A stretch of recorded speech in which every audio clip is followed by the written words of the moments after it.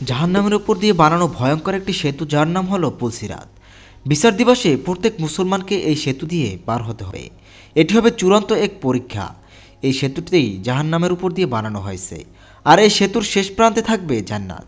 যে ব্যক্তি এই সেতু পার হয়ে বা যাবে সে ব্যক্তি জান্নাতে যাবে, আর যে ব্যক্তি পুলসিরাত পার হতে গিয়ে নিচে পড়ে যাবে সে ব্যক্তি জাহান্নামে চলে যাবে। সেই দিন মানুষ এই সেতু পার হতে তার ইমানের শক্তিতে ও আমলের ভিত্তিতে পার হতে পারবে। দুনিয়ার জীবনে যে যত বেশি আমল করবে তারা খুব সহজে এই সেতু পার হয়ে যাবে। মুমিন ব্যক্তিরা এই সেতু আলোর গতিতে পার হয়ে যাবে। আবার কিছু মুমিন ব্যক্তিকে ফেরেশতারা এসে নিজ হাতে সাহায্য করে পার করে দিবেন। আর যে সকল ব্যক্তিরা দুনিয়ায় দুর্বল আমল করবে তারা এই সেতুতে ধীরগতিতে আগাবে এবং চলতে চলতে তারা নিচে পড়ে যাবে, অর্থাৎ জাহান্নামে পড়ে যাবে। একবার চিন্তা করে দেখুন, আপনি এমন এক ব্রিজ পার হচ্ছেন যার নিচে জাহান্নামের আগুন দাউ দাউ করে জ্বলছে। এই দৃশ্যটা কতটা ভয়ঙ্কর হতে পারে।